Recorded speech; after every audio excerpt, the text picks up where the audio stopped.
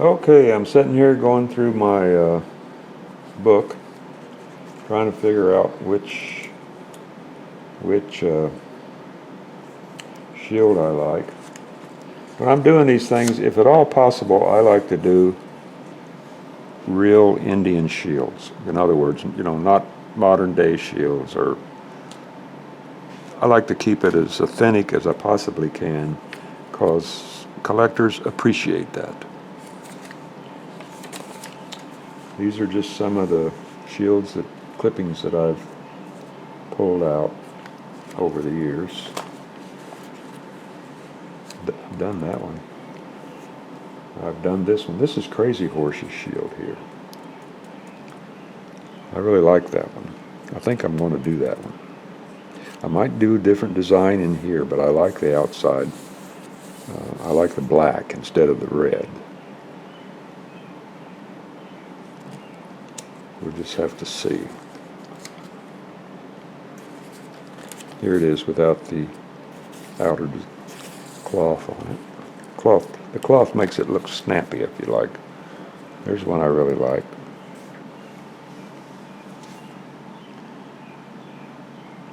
Here's one I really, really like, because that's the one I designed. But I borrowed some of the background from another real shield. I don't know where. There's part of it right there. And here's some designs from an old, I think it's a book from a Boy Scout merit badge book a long time ago. Well, here's a couple. These are from paintings. And here's some of the ones I've done. Here you can see that's one of the ones that I sort of modified. Let's see, I'll show you.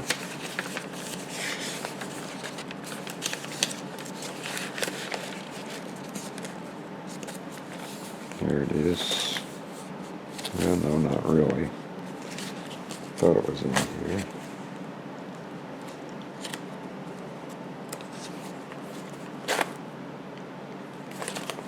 Well, I thought it was in here. There's a store up in Rapid City, South Dakota called Prairie Edge. They have a website. If you've never been there, but you like Indian things, artifacts, and art and stuff like that, go to prairieedge.com. You will be rewarded, I guarantee it. I go in there with my camera once a year and take photographs of everything they've got hanging on the walls, because it is just so beautiful. Okay, so anyway, I think this is the one we're going to start off with, but like I say, I may change the design in the middle here a little, okay? Okay, I've painted the one. Get it out here in the light so you can see it. He turned out pretty nice. It's not finished yet. I still have to do some designs on his robe, because this is just too much area with one color. It's not very interesting. But the rest of it's all completed. I've given him earrings, and I'll show you when we do finish this other one. I'll show you how I did that. His feathers are mounted on there. They look real nice. So he's finished. I may do some facial paint on here. I haven't decided yet. It just depends what it looks like after I get the robe painted. But it's coming along nice. Alrighty. This one's all done, except being painted. Here's my shield blank, and here's the cutout. I cut this out of a piece of wood that I bought from, again, you know where, Heineke Lumber. Can't say enough about their wood. It's just that good. You can buy these sheets from them. They're about, I think they're about that wide, 6 inches or so. And what's that, 1/4 inch thick? Let's see here. Get out my ruler.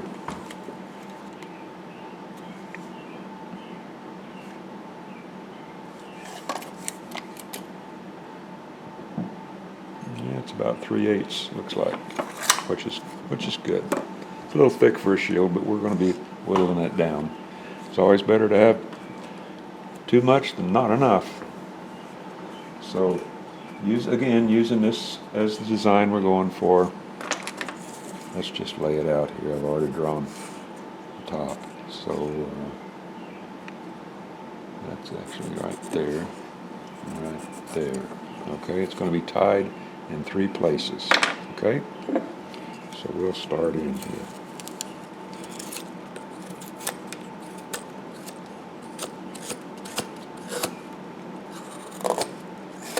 First thing I do when I carve almost anything is to get rid of the saw marks, so I can see the wood.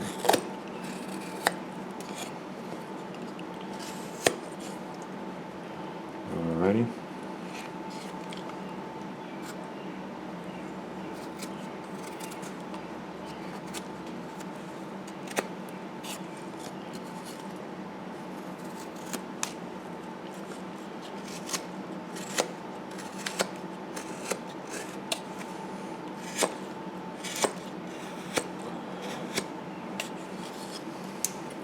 And before we go any farther, I want to draw the pattern on the back of the shield like I did on the front. Like that. And there's the line I'm cutting across.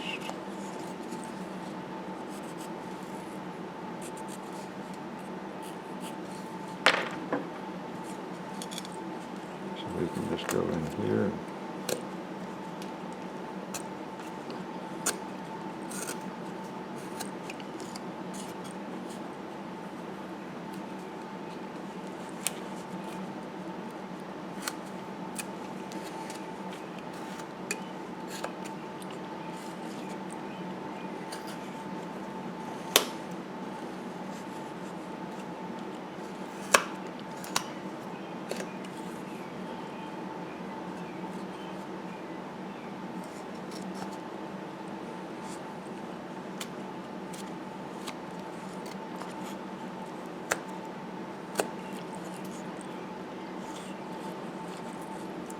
Some rubbing out there, see?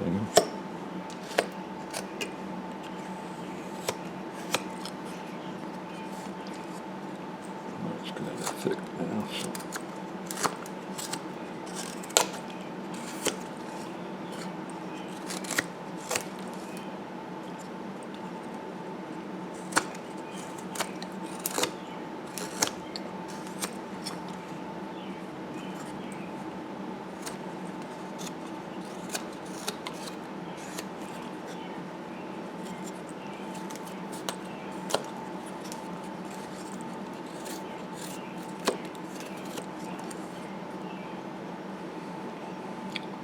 Alright, and he's got these should come down.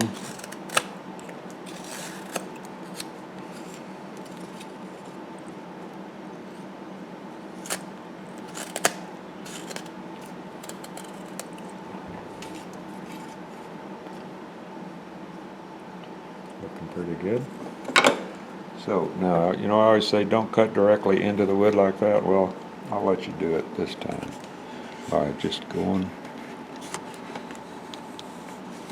around my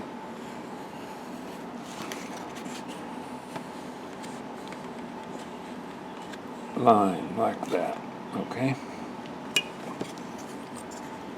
And then we can take out a chip here.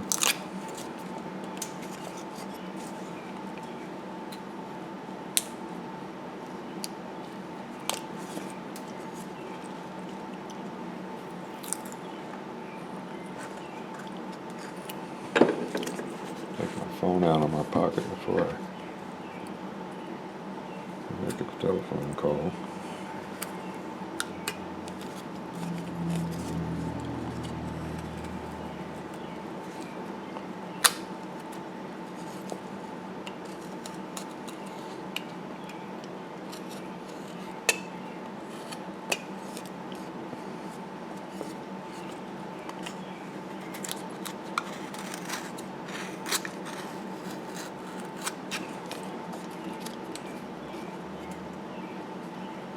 Okie doke. Now we want to do the same thing on the back side, and I'm not going to make this as deep as I did on the front.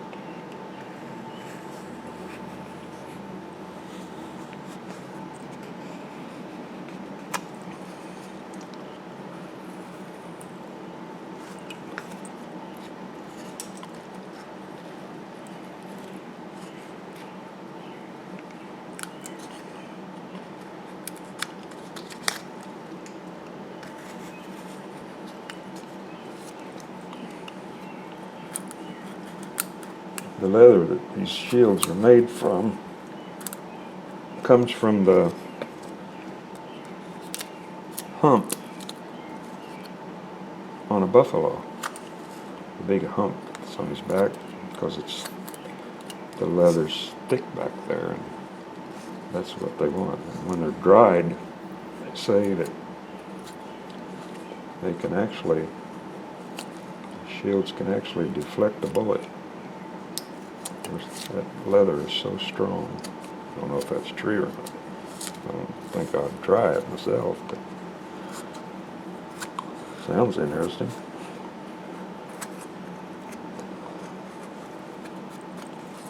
Alrighty. Now I'll switch over to my palm gouge if I can find it laying around.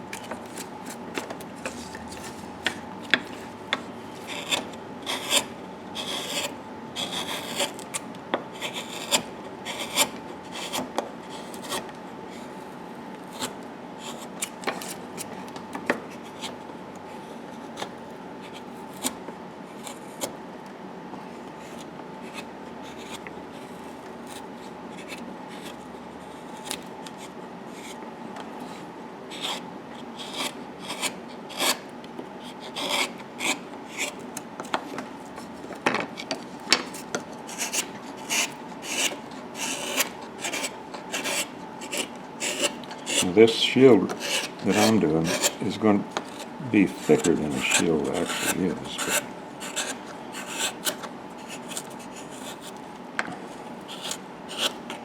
But that's okay. There you go, it's looking like a shield, isn't it? Alright, so we want to come in here, because that's tied there.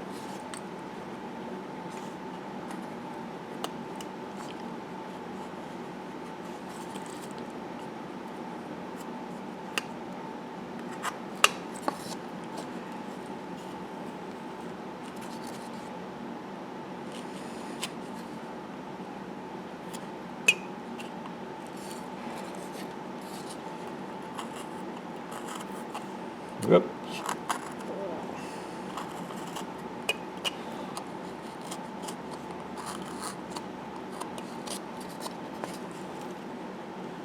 Yeah, I can remember the first time I went into that Prairie Edge store, I just about went nuts from all that beautiful stuff that they had in there. I just could not believe it. And I still get a lot of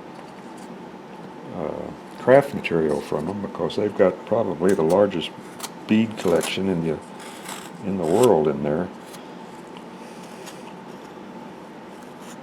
I'll buy little decorative nails from them and all sorts of stuff.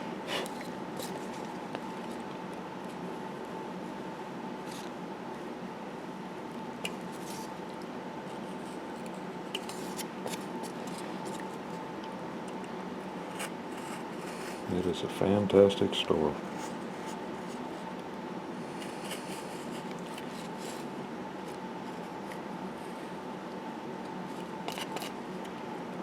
I used to go in and sneak around and take photographs. And one day, last time, well, a couple times ago, a lady was behind the counter, and I'm sure she saw me taking pictures. And I says, "Is it okay if I take some pictures of all the stuff they had hanging on the wall, the shields and headdresses, and you name it, robes?" She said, "Why, sure, just go right ahead." She probably regrets saying that, because this guy keeps showing up every year with his camera, taking photographs.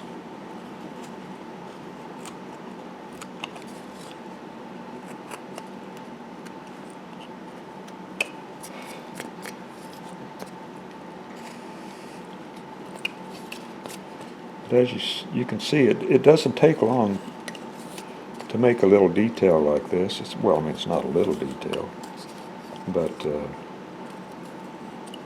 when we get through, it's just going to add so much to the piece, make it that much more enticing for some collector to come along and buy it. And as a matter of fact, I think I may have already sold this to a collector. From the other day, saying, "Put my name on the list for that piece." So I said, "Well, I sure will."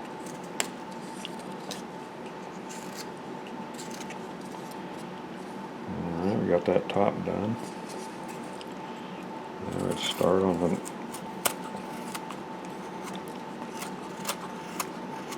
lower cloth here.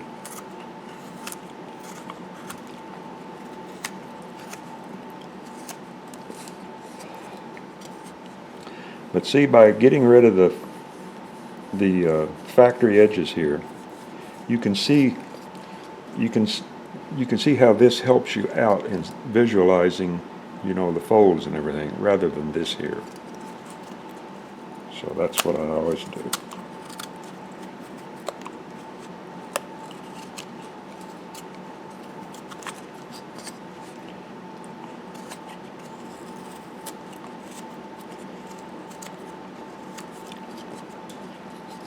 Okay, and not forgetting the back.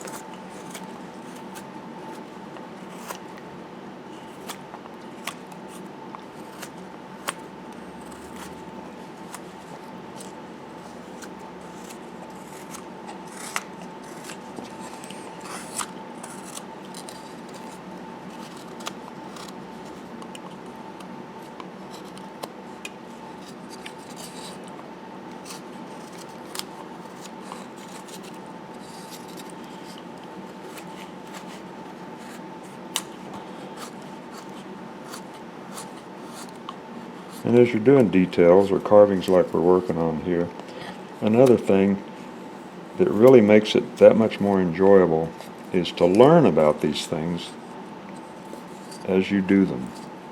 It's going to help you. You're going to find it's a lot more enjoyable doing them. It's just, to me, that's one of the best parts of doing these carvings, is how you learn all about the different things that these people did back in those days.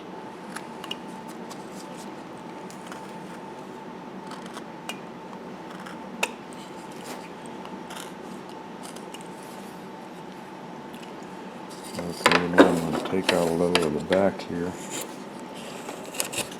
Unfortunately, the grain's working in my favor.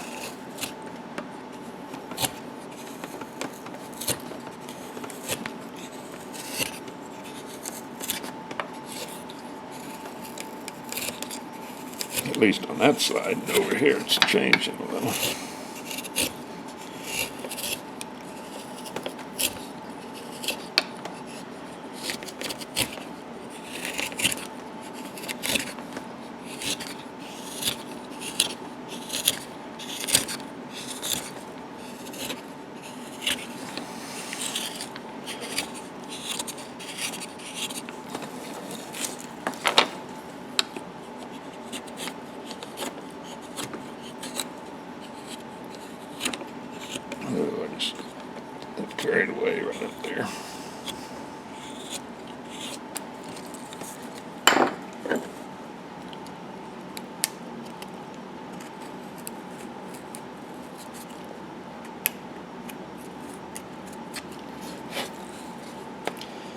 those things happen.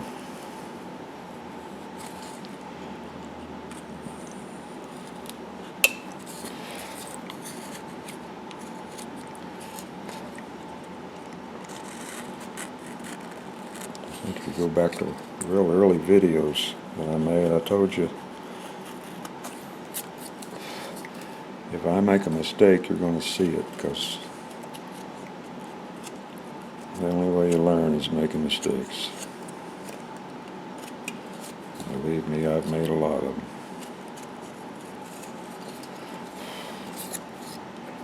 Okay, so we've gotten a little out of round here.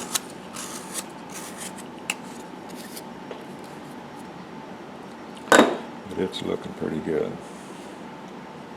Yeah, that's just going to look fantastic. Okay, so now what we're going to do is we're going to add some creases here.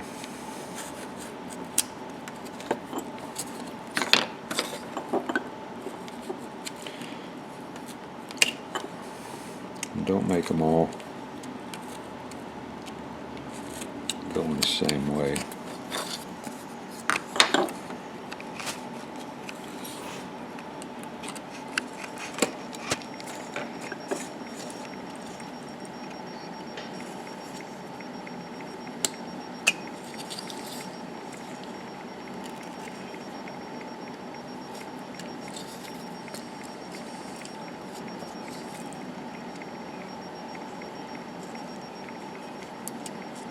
Try to be a little careful up here. I don't want it to chip out like it did over there on the other side.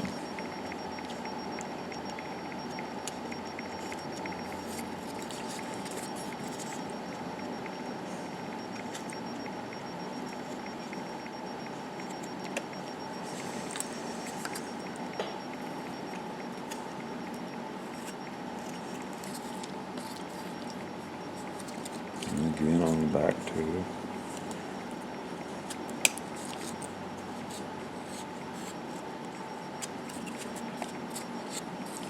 These aren't going to show, but I'm going to put them on there anyway. Maybe not as fancy as the other side, but still they're going to be there.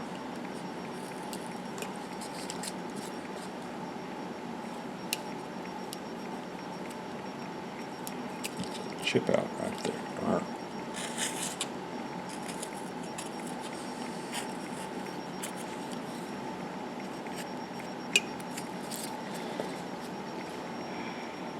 Fortunately, it's not going to show.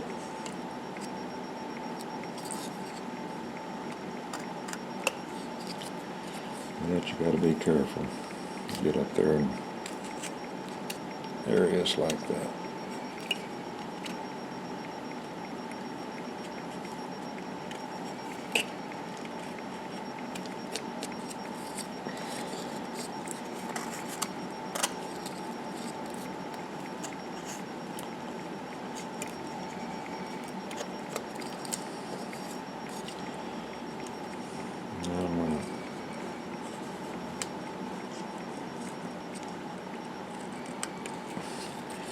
Create a tie here.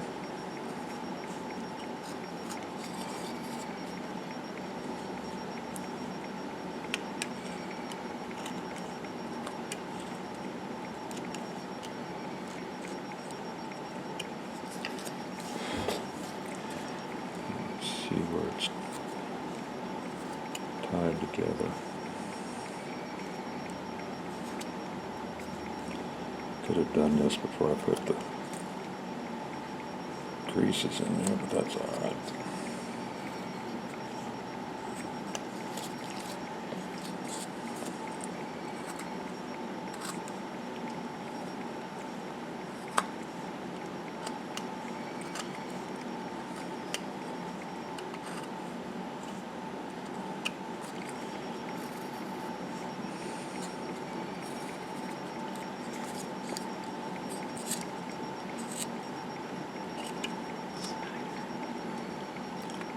Spider. Yeah, it went down. I hope it was a good spider, not a bad spider. I think black jumping. I don't know if it's good or bad. All right, this edge here, I'm going to thin it down. You can see how this is flexing when I carve it, but we're pretty thin, so we have to be a little careful.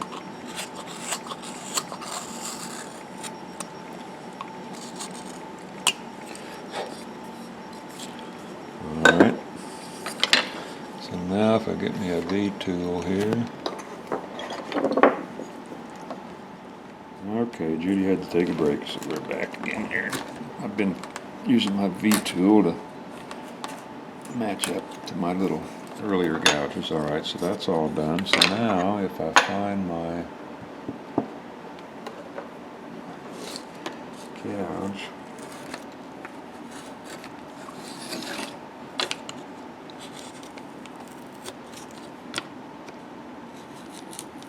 I'm going to go the opposite way.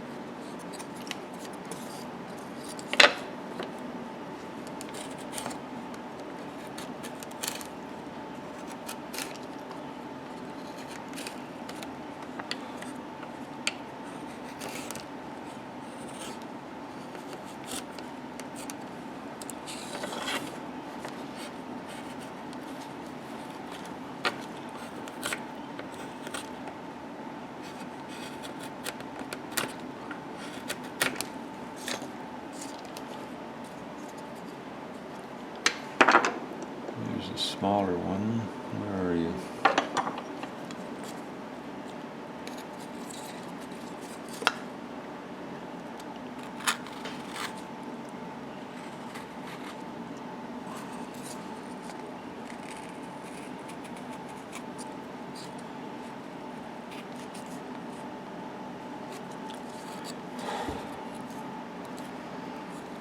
Got an email this morning from a guy, I think he was in Italy, asking what kind of wood we use when we're carving. I told him, well, over here it's called basswood, but I think over there it's called linden. Linden wood, at least what the English word for it is. I'm not sure what the Italian word for it is. Pretty neat getting an email from a wood carver over in Italy.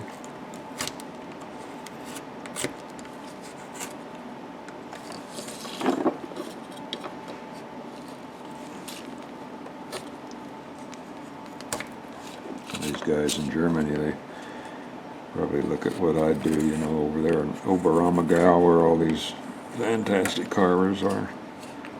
Probably wondering what this hillbilly hack out here in Oklahoma's doing with his carvings. Okay, so now to finish this up, I have to make a cut here.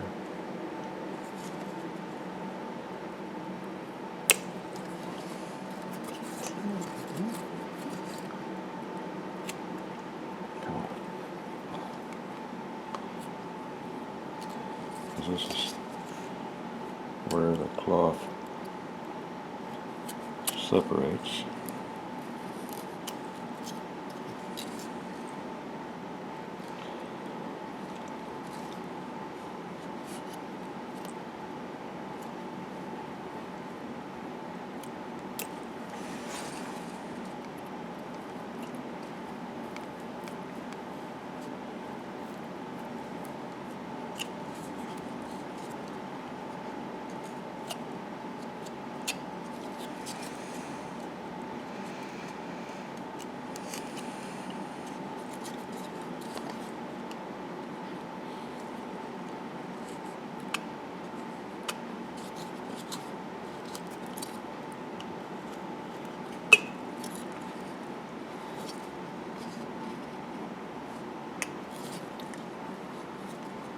It's almost hard to tell which is the front and which is the back. Clean this up back there.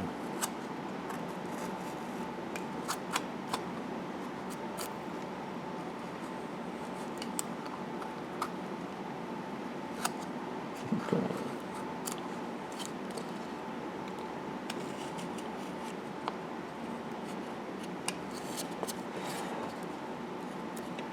Now, just like with the figure, we will burn the separation from the wrap around here, the cloth, and the shield, which will set it off.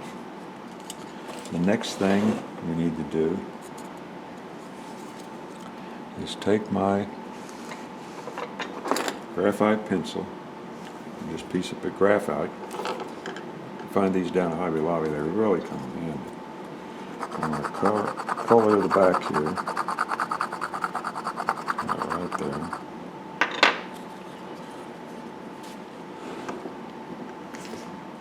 I'm going to position it where I want it.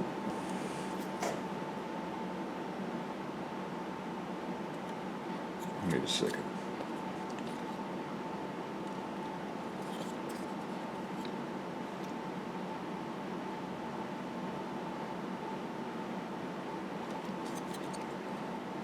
Yep. See, I don't want to put it up there. For a while there I thought I did it backwards. But then I hold this up like that. And what do I see? I see everything going right down like that.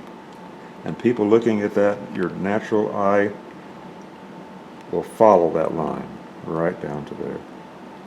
It really will. Sounds weird, but it does work that way. So if I turn it around this way, now that won't happen that much longer. It won't go all the way down. This one is strong enough that it'll pull you away back to this side here. You know, you want to keep your vision on the center of the figure as much as you can. He's already looking in that direction, so you automatically pulled over there. Uh-oh. So we want everything to be centered as much as possible, and that will do it. So we're going to hold this up there like that, and then I'm going to just kind of move it around like that, and that'll give me a mark there, which I can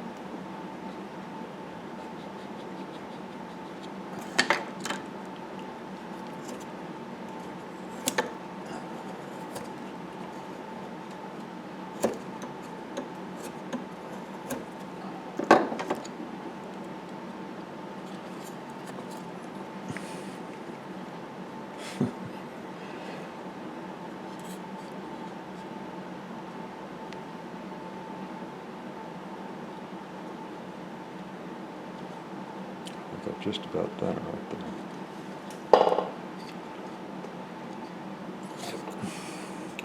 So what I'm going to do,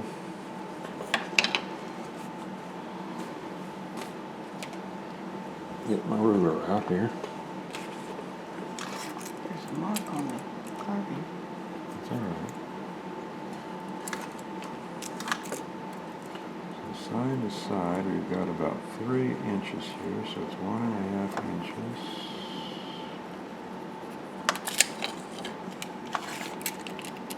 And that's 3 3/4.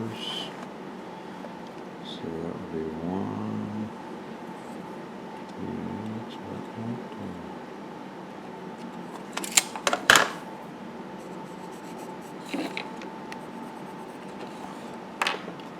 so that's the center of my shield.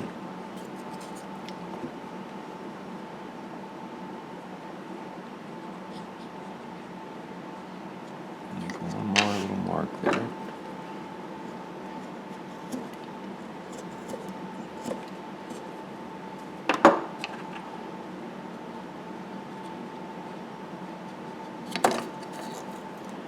about it. Now, I'm going to take my drill and with the 1/8 inch bit, excuse me,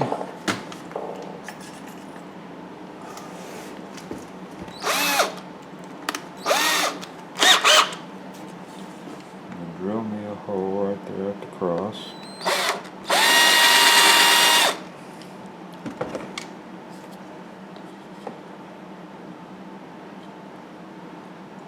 That shield right there on it. There's my hole.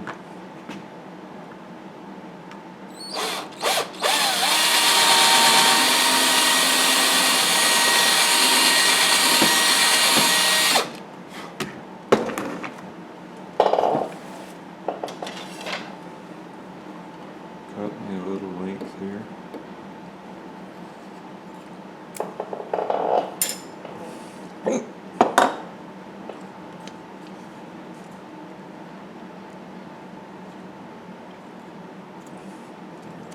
Bring that one up just a bit.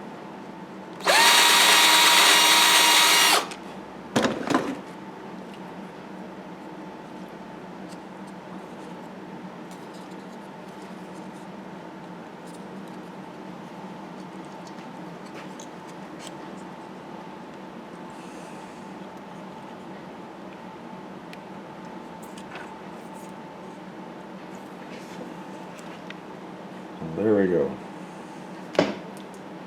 So that's going to do it for this video. In the next video, I will go ahead and burn that on there like I told you. In the next video, we're going to do some painting, and I don't know how involved that painting is going to be, so I can't tell you if that'll be our last video or not. But at the most, we've got about maybe 2 or 3 videos to go yet, because I want to make sure I show you how to make earrings, and you know, we want this thing to look spiffy, and it's already looking spiffy, I think. So anyway, until next time, I'll talk to you later.